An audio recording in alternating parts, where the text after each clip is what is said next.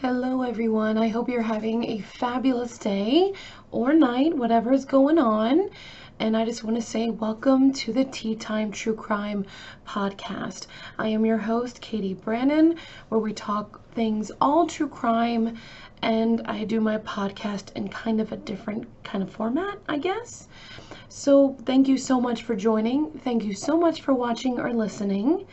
And tonight's case is not happy at all. True crime is rarely happy. But I do want to talk about the amazing survivor, Cindy Paulson, only 17 years old, getting away from a serial killer. Yeah, I'm serious, you guys. I'm going to talk about a serial killer that is not widely known, but they made movies about him. In fact, there's a movie came out in 2013. People keep, messing with that movie, saying it's horrible. But honestly, when you watch it, I didn't think it was that bad. It was produced actually by 50 Cent. Yes, it was. Starring John Cusack and Nicolas Cage and Vanessa Hudgens, who plays the survivor. I thought it was very well done. It was dark, it was suspenseful, and it is on HBO Max if you guys want to check that out. It's a movie where, just watch it in the dark and you just it's just a very odd and dreary feeling. When I listen to other podcasters talk about this case, there's a lot of humor in it, and and people really is not very supportive of the sex industry.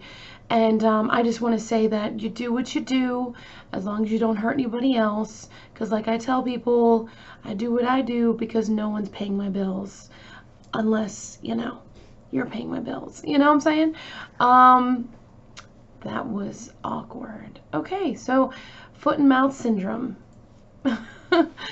All right, I'm smiling already because this is a very hard case to talk about.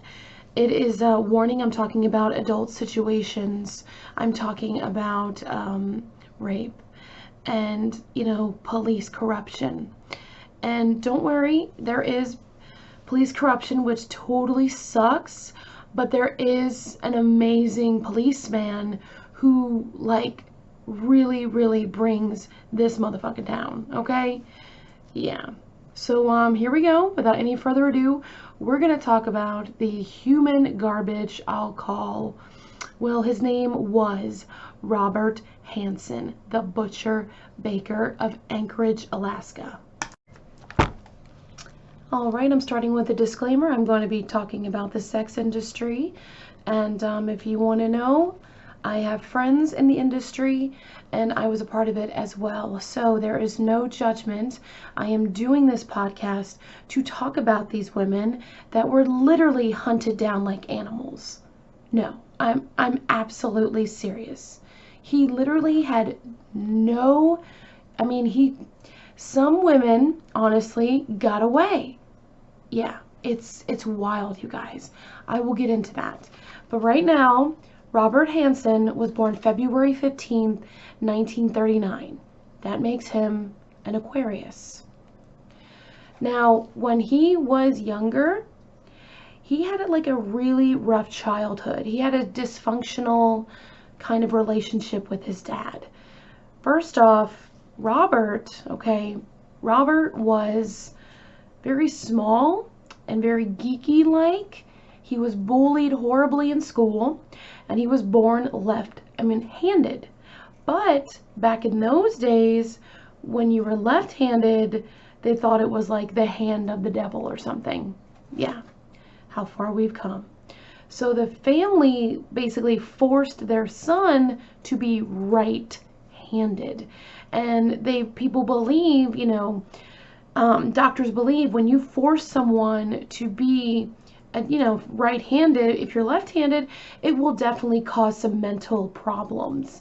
He also had this slight stutter. It was really bad in school. He had acne all the way down, from the top of his forehead to down his chin. It was quite an you know, embarrassing to kids and teenage standards. But again, I want to say something that just because you're picked on and you have acne and you stutter, because believe it or not, I had all those things, and I didn't become a serial killer. So, yeah, usually you leave that crap behind after you graduate high school. Well, what he did was he actually blew the buses up in a bus barn at the school to like pay back all the wrongdoings. At 19 years old, he could not let the bullying go. Now, the parents were very strict on their son, but not like, you know, I mean, there's been a lot worse cases of abuse, but they also forced him to be a baker because the family had a, you know, family business. They were bakers. So when, because Robert was born in Iowa, and he also was in the U.S. Army and served 1 year. And he was, I would like to say, if you watched any of my videos, I feel like he was one of the first high-profile incels. And what you're thinking of, well, Catie, what the hell is an incel? Now, they are real, and they're happening even today. They're people, they're men. And basically, incel means involuntary celibacy. Basically, a dude really wants to get laid, and he gets rejected a lot. And the rejection forms something that is called just hatred and resentment and like total misogynistic. That, you know, women are supposed to sleep with you because, you know, we're women. If you want to have sex with us, we have to have sex with you. Yeah, okay. Okay, Robert. So, he already is an incel, involuntary celibate. He was a late bloomer, okay? When he lost his virginity, it was, I know I found it gross, was with a streetwalker actually in New York. And, you know, he thought they were going to be in love. But when he told his friends, he said it was like a wham bam, thank you ma'am. I'm just like, well, duh, dude, it's a sex worker. Like, what are you? He wanted love, he wanted romance. But remember, he was a tall, awkward, skinny, dorky looking guy. Yeah. He basically, I mean, when I showed his picture to some people, they were like, wow, that guy is like kind of attractive. And I was like, okay, that's weird, because that is a serial killer who literally hunted women like animals.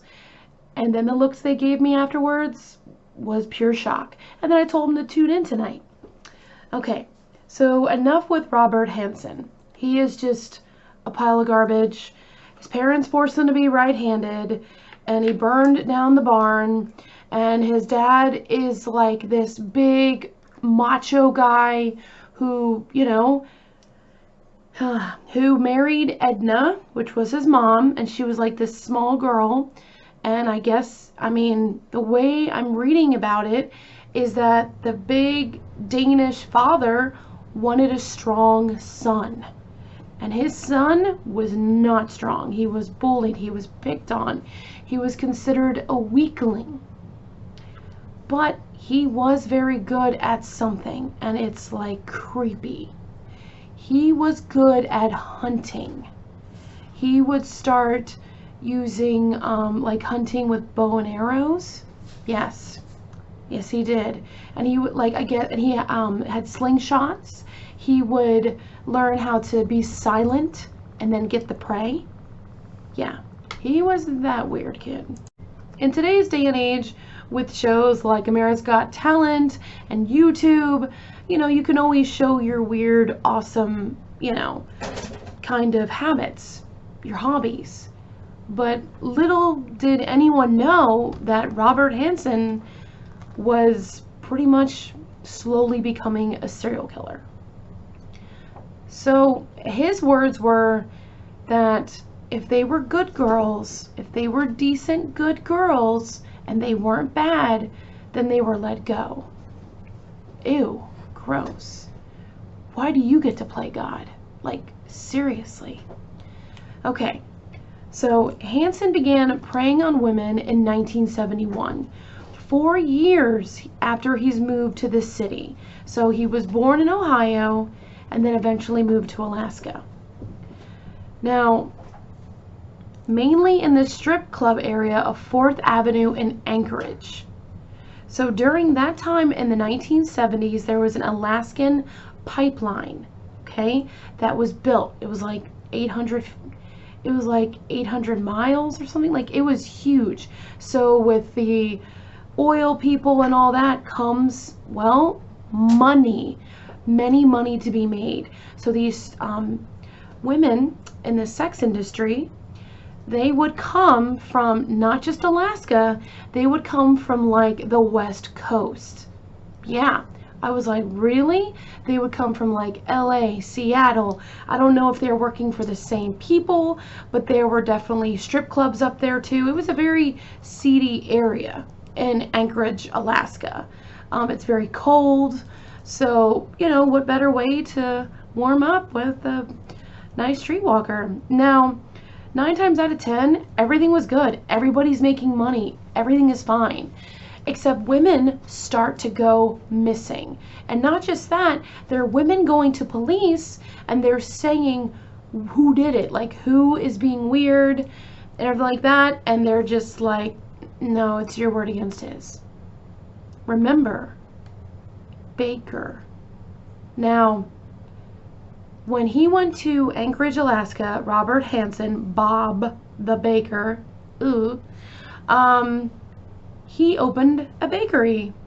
Yeah, he had other jobs. They didn't work out, but his parents instilled croissants and donuts and all the wonderful carbs and sugar in his mind, so he made a bakery, and it was a very successful bakery where he became the pillar of the community. I just cannot believe how croissants and sugary goods and carbs can make people like shut their mouths and say, you know, and make them alibis. Like, that is beyond me.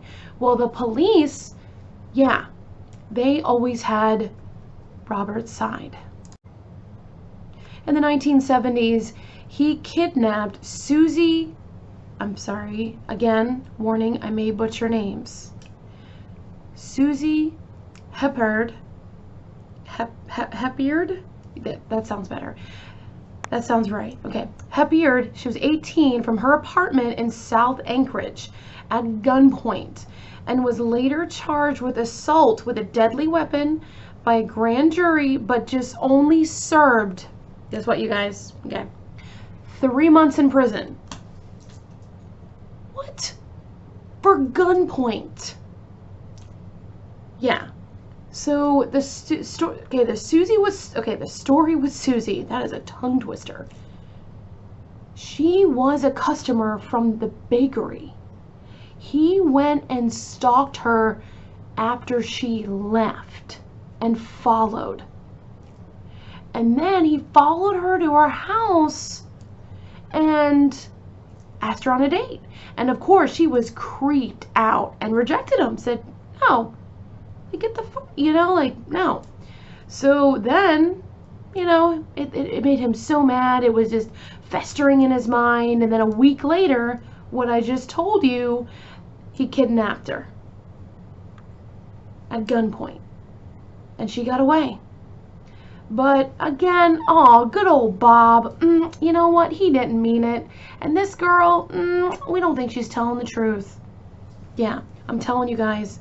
This is going to make you real mad, because he gets away so many times. Like, it's like mind-boggling how, like, the bakery makes people just lose their mind. Okay. So he served 3 months in prison. And during that time, Darla visited him in jail. She stayed with him, though he was verbally abusive to her and the children. Yeah, this guy is real nice. Okay, so we're gonna rewind. So in 1960, Hansen got married with his first wife, and on December 7th, 1960, and when when I told you about the burning down, okay, the freaking County Board of Education school bus garage. Yeah, like I said, for the revenge of the, the unpopularity in high school, he only served 20 months for that on a 3-year prison sentence in Anamosa State Penitentiary. But during his incarceration, he was diagnosed with bipolar disorder and manic depression with periodic schizophrenic episodes. And they made the noted diagnosis that he had infantile personality. He was obsessed with getting back at people who felt had wronged him. And, his wife, the first wife, as soon as that happened, because during that time, people were like, they did not want to believe that 19-year-old Bob burned down the bus garage. There was like a pro Bob and like an anti Bob, and his family fought for him and said, my son did not do this. But then when evidence came and he just crumbled under pressure because he's weak. Okay, sorry. Crumbled under pressure and basically said, okay, I did it. I did it. I'm just going to say I did it, because I did it. So when that happened, his wife, dude, she gone. She was gone. Okay. And she filed divorce. Now, in 1962, he was released from prison and he married another woman. This is where Darla comes in. Okay. Darla was a devout Christian. Now, the couple had 2 children together, and they're in Anchorage, Alaska right now, where Hansen opened a bakery and enjoyed hunting in his free time. Remember I told you when he was a kid, he just liked doing silent attacks on people and like just doing bow and arrow, just weird serial killer shit, So while he was there, he eventually was caught stealing.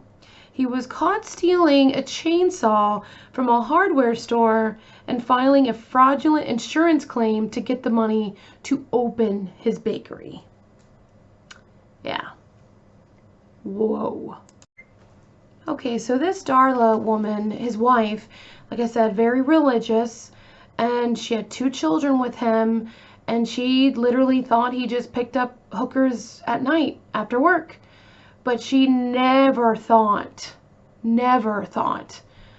what he would do next, which I'm about to talk about. But before I do that, I'm going to talk about like right after when he did the gunpoint to the customer from the apartment. He's like escalating. He went arson, he went theft. Now he's going in, and he went gunpoint. Okay? Now he's going to go into the really horrible rapes and murder. So a few days after his release from prison, from holding that poor woman at gunpoint, he abducted and raped a topless dancer. And then he pulled over in his car and told her to run while pointing his Ruger Mini 14 at her. She begged Hansen not to kill her, and he agreed after making her write down the names and addresses of her family and threatening to hunt down and kill them if she spoke about what happened. This one, so sad. That's nuts, right? And you're wondering like, well, how did she get away? She humanized herself. She kept saying, oh, I'm not going to say nothing. Look what I do. I hate the cops. I hate them. I'm not going to do nothing. I'm not going to say nothing. Okay? What we did was fun. Like, she humanized herself and made like everything okay. And like, oh yeah, that was a great time. I can't wait to see you again. And what's creepy is when he dropped her off, he said something like, I wish I would have met you under better circumstances. I'm sorry, what? Other than picking up this woman who was a dancer, brutally raping her, and then, okay, oops. So, yeah, that happened. Escalating. Then in December 1971, He was arrested twice, you guys, for the abduction and attempted rape of a housewife, and again for raping a prostitute. He pleaded no contest to assault with a deadly weapon in the offense involving the housewife, and the rape charge involving was dropped to a plea bargain. He was sentenced to 5 years in prison. 5, okay? And he only served 6 months. What? I'm sorry. You literally are going in and out of prison, you piece of... And the other woman that I just read about, she actually was a school teacher. And she did not want to testify because, sadly, back in those days, even now, like if you're caught topless dancing or whatever, they'll fire you. They're rough. But she was so scared that she was going to lose her teaching job. And she said, I will testify, but I cannot show my face. So the police were like, well, we're dropping the charges. I know, guys, I know. I know what you're thinking. He literally has gotten away with so much stuff. Okay, so I'm talking about that because I want you to know how insane this is. I don't give a garbage about him, okay? You hurt somebody, you mess with their mind and like kill them like animal. No, you are just a bad dude. So Hansen became more selective with his victims over time. He learned from experience to target the sex workers and the dancers because they were less likely to be reported missing. Now remember I said they went to the Alaskan pipeline for opportunities, but every 6 months or less, they would just make all their money and leave because it's a huge, vast amount of land. I mean, I'm sure they didn't have the same boss, pimp, or what have you, but these women would make their money and leave. You know what I'm saying? Just business. So by these women missing, you know, police were like, you know, I don't know. Like they did have families report them, but the police said it was out of their hands, and basically like there's no evidence, and she just left. And of course the family's like, she did not just leave, like she is gone. Something happened to her. And sadly, all those pleas landed on deaf ears.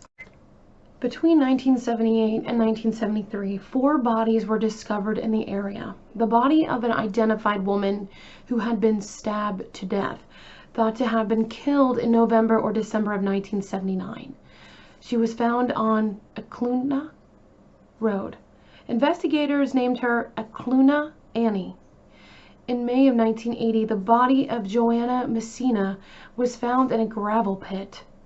In September 1982, the body of Sherry Morrow was discovered buried near the Catieqt River, and Paula Golding's body was found in the same area in 1983.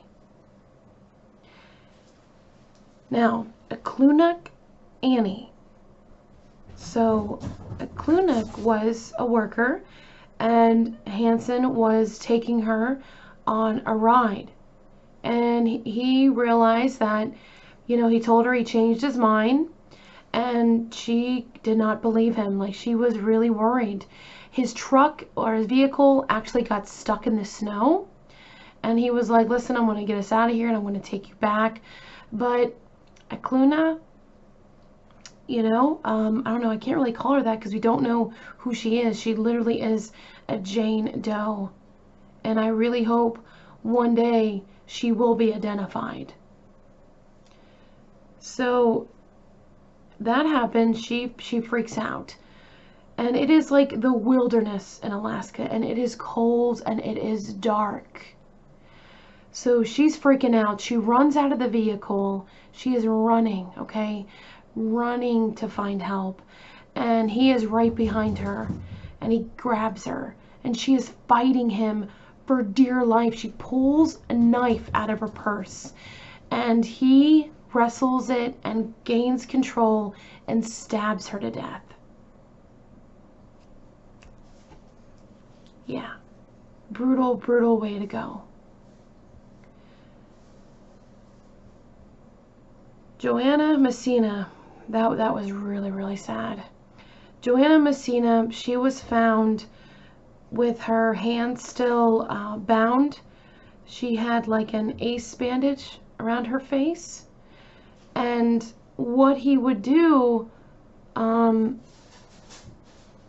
he like did different things to these women. He hurt them really bad. He either, tortured, raped them, but the one that it says found in the gravel pit. So Joanna Messina, she is the one, I believe, that could, like, literally, she got control of the situation, but she was helpless. And he went because she scared him off. But what was sad is that when he was gone and she like fought him off and went to go hide, it was -5 degrees that night. And she sadly froze to death while hiding from her attacker. Now, I believe Sherry Morrow was the one with the ace bandage. There's so many of them, guys. It's so sad. The ace bandage. And what he did was he would bound them with guitar wire. Oh, warning, this is rough. He would bound them with guitar wire and put an ace bandage. And then what he would do was, like, the women just knew something was wrong and they were scared. And they ran out of the car. And he said that she ran out of the car and she was bound and she was screaming. And he just watched her scream. She's running back and forth. And finally, he just talks about, like, pouring a cup of tea. He gets his gun and shoots Sherry Morrow. It was just like this stupid cat and mouse game where these women were absolutely terrified. He actually took some victims, I hate that word, victims. He took some women to the basement of his home, or this is weird, guys. This is where you see it in movies. You saw it in the new Dexter. So what he would do was, when he would get them by gunpoint, knife point, he's like, if you be a good girl and do everything I say, everything will be okay. And of course he's lying. He's a lying sack of shit. So these women he would take and he would just brutalize them and rape them. And the rape I read was kind of weirdly like he was in control, like missionary. And the women, even like the women who got away, it was just very creepy and weird. Like he just really just wanted to, for you to like kind of touch him back, but you couldn't because he had you like bound with guitar wire. Flippin' ow. And then after he made you weak because he's been brutalizing you for God knows how long, they said maybe hours, maybe days, what he would do was he would make the women weak from like having them, like I said, bound. They're hurting, they're tired, they're hungry, they're thirsty. He would put them on his private plane. He had a little bush private plane where he would go to Anchorage to his cabin, which it wasn't really a cabin, you guys. It was like a shack. And then what he would do was he would like let the women go. Like the women are like, oh my God, okay, so you're gonna let me go? Everything's good? And he just didn't have any remorse. And these women, like, he made them think there was a chance to escape. And the women would run. And they would run. And some instances, they were running sometimes all day. He was just a sick bastard. And then when the women were tired or when he didn't want to chase them anymore, he would just follow and silently and just shoot them with a gun. Like they were just animals. And like I said, when he was younger, he collected animals. I mean, how do I explain this? Have you seen Ace Ventura, when nature calls, when that evil animal poacher had all those animal heads on the walls?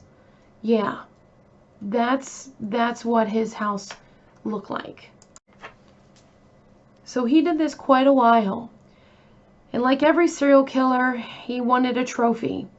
He was too squeamish to take any body parts or anything like that. He was weak. So what he would do was take something precious to them, like jewelry. And that, honestly, well, it was his downfall. He had to relive that experience. So he took women, like their jewelry, bracelets, necklaces, and weirdly sometimes gave them as gifts to his wife or children. Now we're gonna get to Cindy Paulson, the 17-year-old that friggin' saved the day, okay? So on June 13th, 1983, Bob offered sex worker Cindy Paulson, who said she was 25 at the time, and we later find out she's 17, offered her $200 to perform oral sex. $200 back in the 80s? That's a lot of money.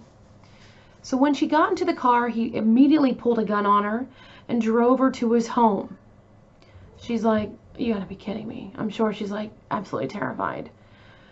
So there he is. He actually goes and takes her to the house where the animal heads are, and he chained her neck to a post, to the den is what he called it, and then he tortured and raped her. After all that torturing and just abusing poor Cindy, she is in fight or flight mode. She wants to get the hell out of there. But when, after he did all that, freaking Bob just decided, you know what, I want to take a nap. So he took a nap on the couch right next to Cindy, and Cindy is just like, want to get the hell out of there. Like, she develops a plan, how am I going to get out of here? So after he woke up from his nap, he put her in the car and then took her to that weird airport place where his little bush plane was at. And he told her that he was taking her to his cabin. And she was like thinking, oh, hell no. So he placed her in the backseat of the car with her wrists still handcuffed in front of her body. She saw a chance to escape, and then when Hansen was busy loading the plane, and when he was like and his back was turned, just trying to fix the little seat in the plane, freaking Sydney just hightailed it out of there. She freaking opened the driver's side door of the car and ran toward nearby 6th Avenue. And Hansen was chasing right after her, but she managed to flag down a passing truck driven by Robert Yount. Now Robert Yount, he drove her to the Mush Inn, and Sydney was then pleaded with the clerk by phone to please can you contact my boyfriend / pimp at the time at the Big Timber Motel. Now, I mean, they didn't at the time. I mean, she is handcuffed still, which blows my mind. Because when the police find her, she's in the bathroom, absolutely petrified, and telling them what's going on while still handcuffed. So Anchorage, the guy, Robert Yount, immediately called the police, saying, hey, I picked up this woman. She is naked. She was handcuffed. She's saying that she was tortured, all these things. And of course the police arrive at the Mush Inn, but at that time Cindy just takes a cab to Big Timber, and the ABD, officers arrived, Anchorage police, thank you, at the room 110 of the Big Timber Motel and found her. She is handcuffed at the Mush Inn, and she is still handcuffed, people. Why is she still handcuffed? But, police handcuffs, if he has them, they're very different. They're very, very hard to get out of. So the police are there. She's handcuffed, she's alone, and she's taken to police headquarters. She describes Hansen. She describes his home. She describes the basement where she was taken and tortured to the T. Now, what happened after Cindy was rescued? When Robert could not get Cindy, first thing he did was go back to his house and take the eyelet of where he hung her and took it out of the wall and put silly putty on it just to cover up the holes. So police are going to him, but then remember, you guys, police are in the back pocket and they've been through this before. And before, you know, Robert's like, search my home. I have nothing to hide. You know, so the police are like, yeah, we don't really take a word of a streetwalker, you know, of a sex worker. Sorry to bother you, Mr. Hansen. Yeah, even though she actually got a rape kit and it was not taken seriously, according to the movie, we don't know if it's true or not, but they didn't even like take the rape kit. It's like they did not give a shit at all. The movie did a really good job portraying that because that was so horrible. And of course, yeah, he has an alibi. Remember, you guys, he is the baker. He has these friends and people. He is friends with insurance people, police officers, all the main people of the town, and his two good friends are insurance people. And yeah, they're saying their alibis. So that's it, case closed. Cindy, bye-bye. Hightail it out of there. What is really discouraging, not only that, was the police wanted to give Cindy a polygraph test. And of course, she has every right to be pissed. Like, excuse me? I just told you what happened to me, and I literally said everything in the house, and it was just really sad. So Cindy had no faith in the Justice Department at all and wanted just to go back into her, you know, her style of living and just forget about it. Detective Glenn Floth was working on the Cluna Annie case and a couple others, and he was really needing help because he really wanted to solve this case. What is wild about this guy, besides him being like an actual hero, is that he, no disrespect, kind of looked like Hansen.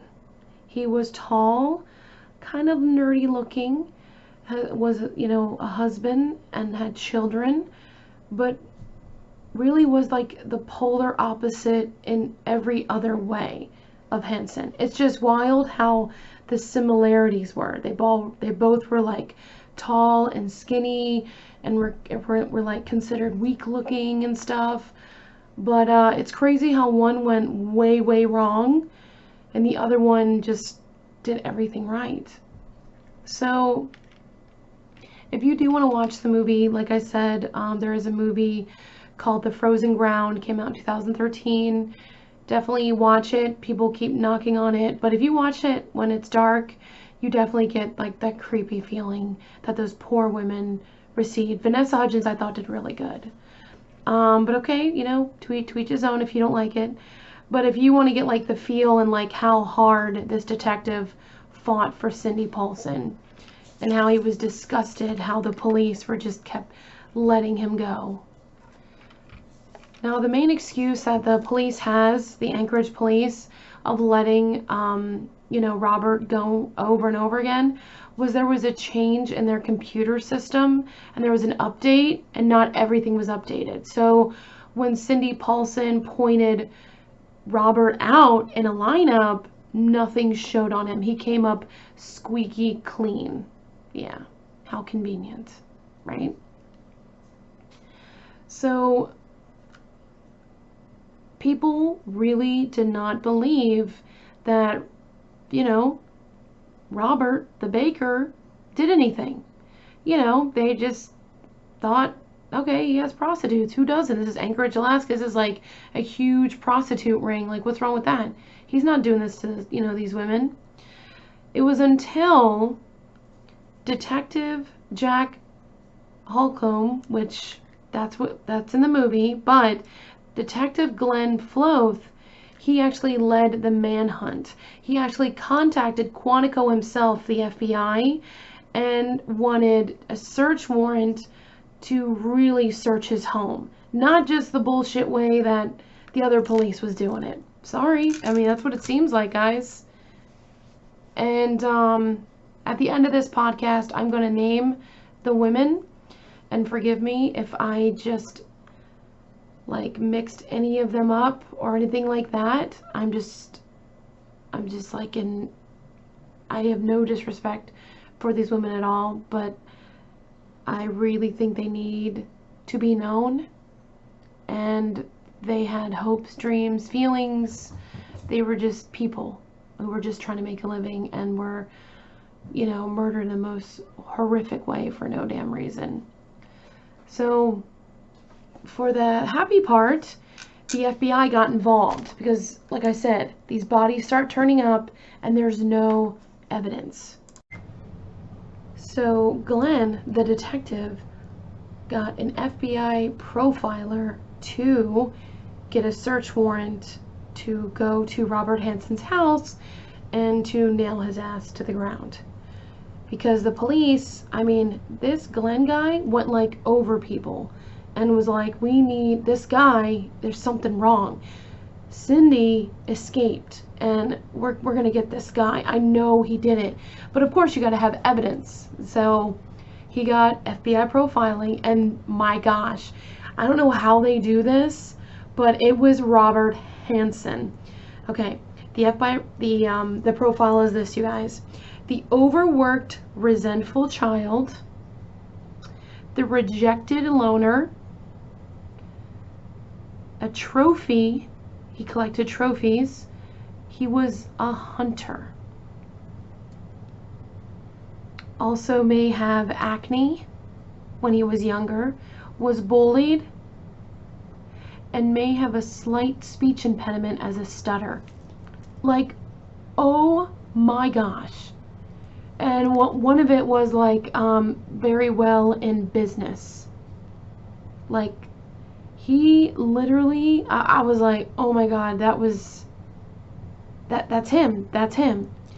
So eventually that's how they get him. Cindy Paulson testified, and they found evidence in the home where he kept the trophies of the women. Now Alaska does not have the death penalty, so he was sentenced to 461 years. The killings were 1971 to 1983. He confessed to 17 murders and 30 instances of rape. Now, what they found in the home was an aviation map with X's all over. And that, police believe, and I do believe, were the markings of the victims. He said they were where he hunted. Well, yeah, no shit. And the bastard died in 2014, August 21st, at 75 years old due to natural health conditions, and he was known as the nice grandpa in the penitentiary. Wow. Yeah. Horrible. He's just a piece of crap. So what I have is the list of the people that were taken. And if you want to listen, please do. And let's just have a moment of silence. Let's take a deep breath. And we're going to remember these women. Because no matter what happened, they did not deserve to be hunted down like dogs. And then at the end, I want to give you a little piece of advice. Especially with dealing with loners and nerdy people that, you may have, there might be something about them. Acluna Lake Annie. Again, we still don't know who she is. But it can, in 1980, July, workers discovered a shallow grave, and it contained the half-eaten body of a young woman.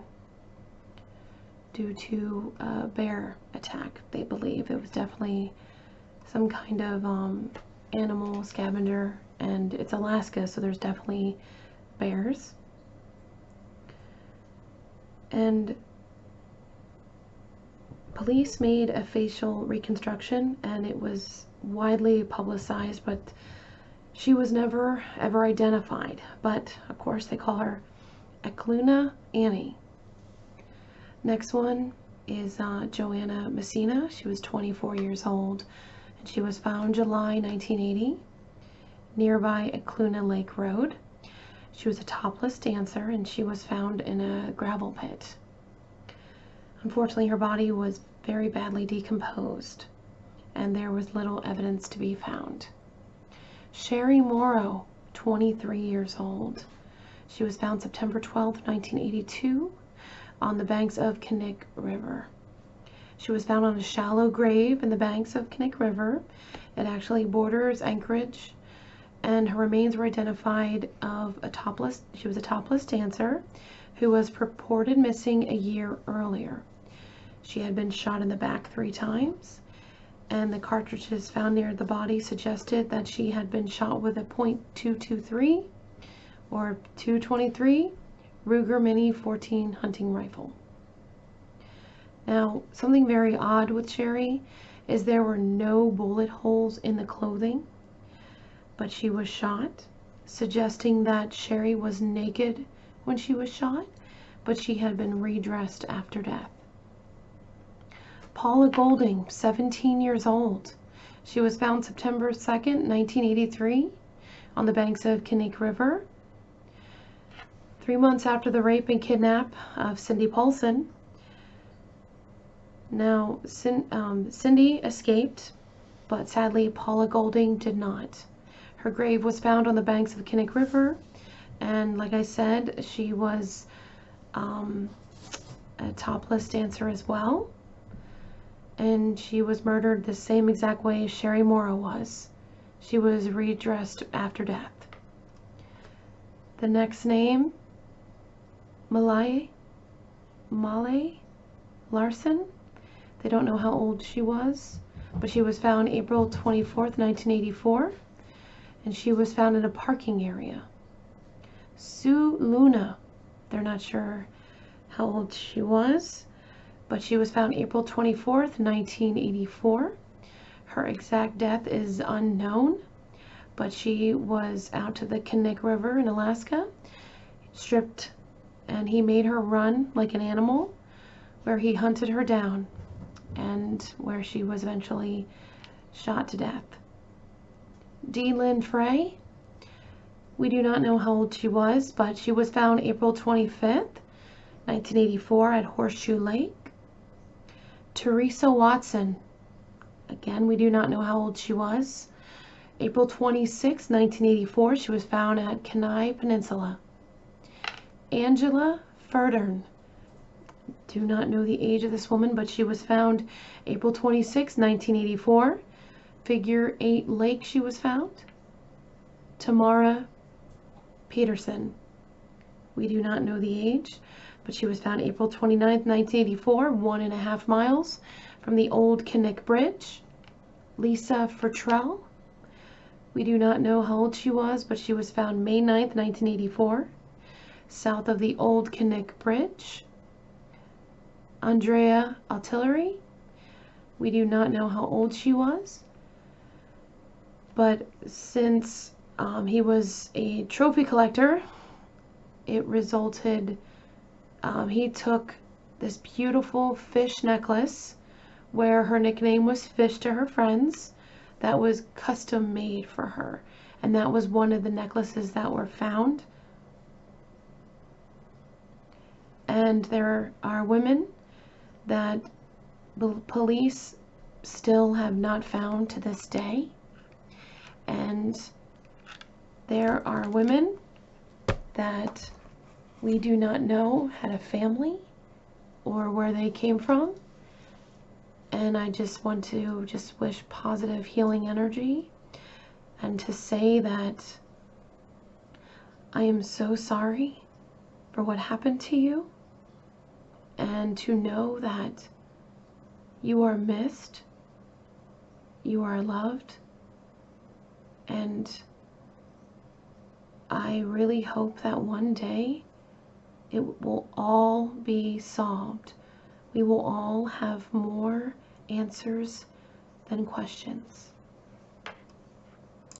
Also, I know this is random, but I want to give you guys some advice. Now, I have started streaming recently, and I am on Tumblr Live. You can add me, Catieqt, Catieq and a T. You follow, you favorite, and when I'm live, we can hang out, whatever you want to do. Now, I bring this up because there has been like penises on the guest. You know, you can have a guest with you, and there's like a window pops up, and a window popped up, and a guy was just choking his chicken right there, okay? Now, I was talking to a very well-known streamer, and he says, yeah, if that happens, just go and just like make him uncomfortable as possible, and just like ridicule him, just say something just not nice, to make him very uncomfortable, something like that. And I was like, no, because that's how serial killers are made. He goes, what? I'm like, yeah. 9 times out of 10, if you are emasculating a man or your partner, it will fester into resentment, and it would just make hate. So I mean, the best thing I do, and I'm like, all right, well, thank you, send you positive vibes, because I'm glad you're doing it to yourself and you're not hurting anybody else, so good for you. And then I click out. And it was wild, because the guy who I was streaming with was like, oh my gosh, I never thought of it that way. Exactly. So if you're having a one-night stand, because we're consenting adults, if you're consenting adults and it's not turning out like you want and it's time to leave, you make them believe everything is okay. Like, I mean, I guess lie to them. I don't know, to save your life. That's why these women that are not that I did not mention by names, the ones who got away, was because they got away and they humanized themselves and they made Robert feel comfortable. Even though I don't know why I found this information, but he was really like short and really thick. Ew. Gross. And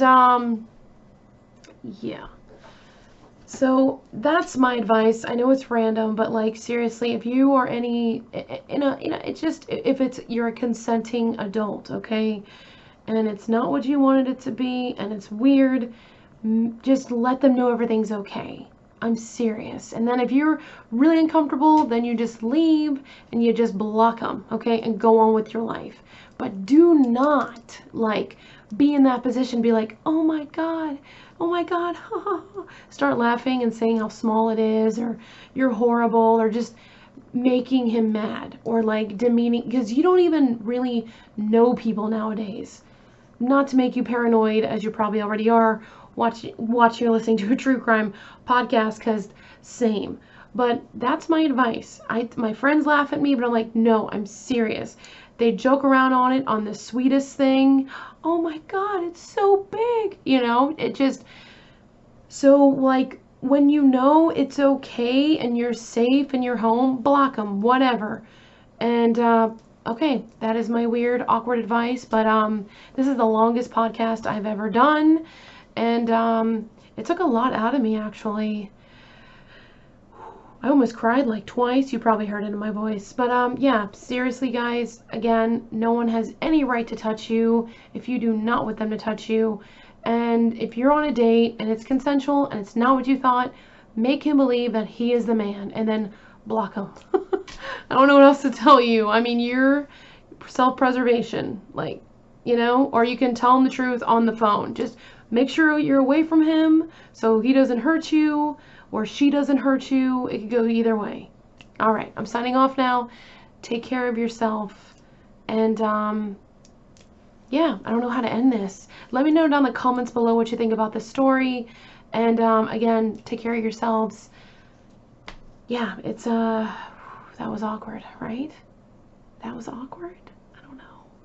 Did I go too far? Did I go too far? Let me know, please.